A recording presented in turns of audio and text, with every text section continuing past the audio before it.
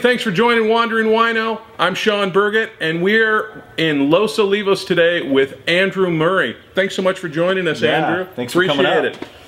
So this is a great facility. You know, I've hit wine country a little bit up here, and you know, I haven't seen this place before. I haven't seen it on the wine map. Tell us a little bit about this spot here.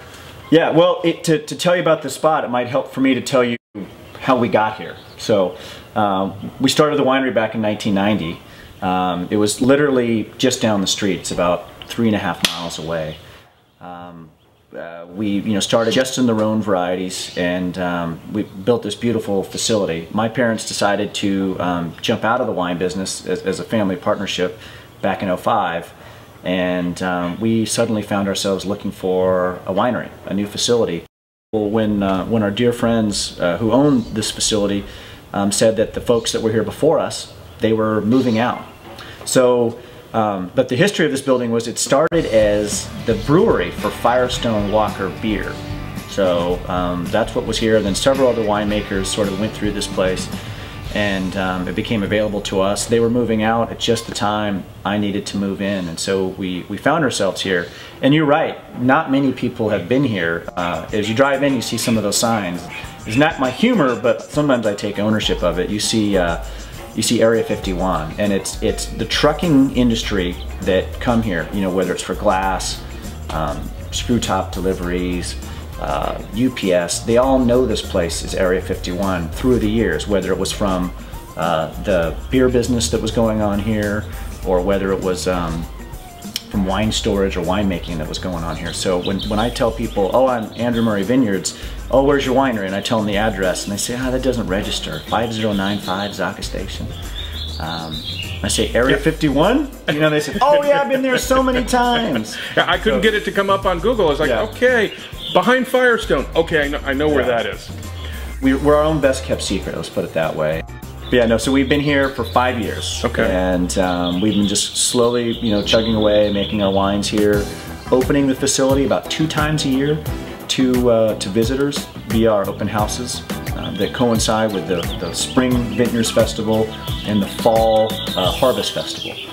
And just a few weeks ago, you know, just right after what was called the beginning of June, we decided to start allowing people to come out here. You know, we realized people want to kick the tires at the winery. You know, they want to taste wine, you know, in the middle of a vineyard.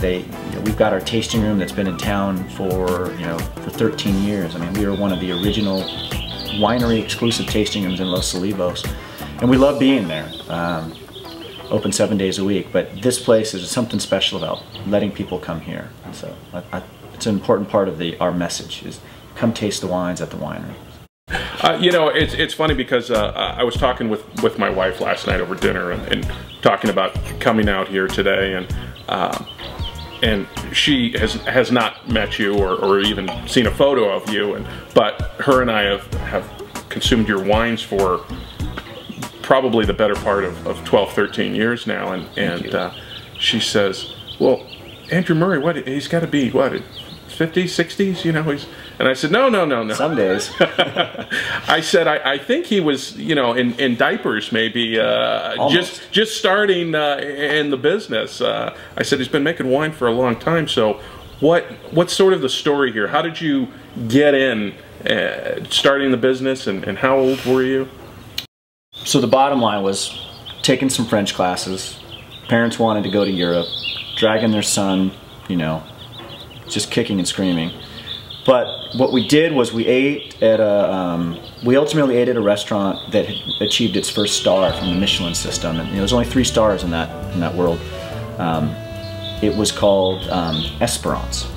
It's actually called L'Espérance, and it's a famous chef, very famous today, called Marc Minot. He was just coming up through the ranks.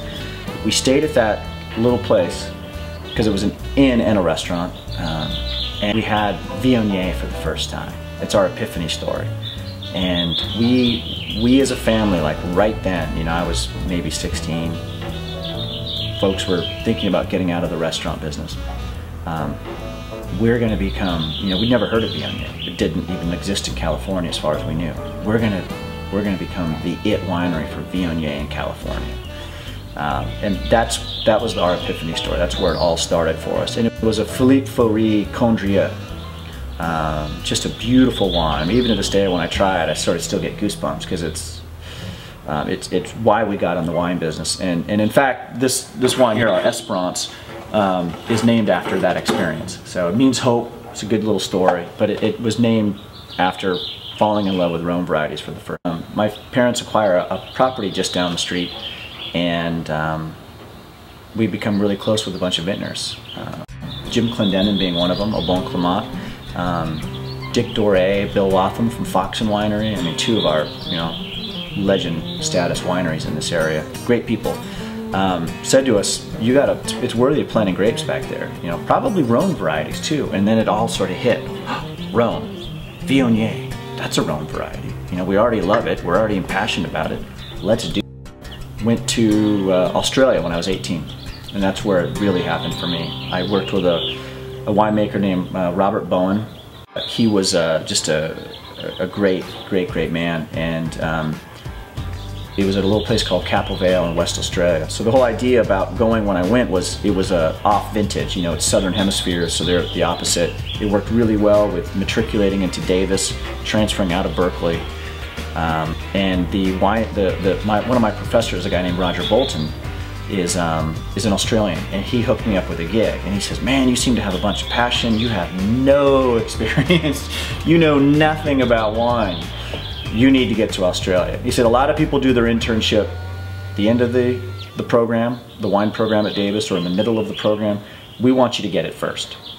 Go get it, you know, go grow up a little bit. So I was 18, had my 19th birthday there. I was supposed to stay 2 months, got a ticket to go around the world, because I was sort of still a fleeting love affair with this whole concept. I think I loved alcohol more than I loved wine at that time. But this winemaker, the best thing he taught me was such a great experience. He said, you'll learn about making wine from making mistakes, from making your own wine, from making, you know, from successes. But what you don't know and what you can't get is you don't know the taste of wine yet. And so he said, what I'm going to teach you is I'm going to open my cellar. We're going to start drinking wines from around the world. You seem to have a lot of passion. Let's teach you to love wine.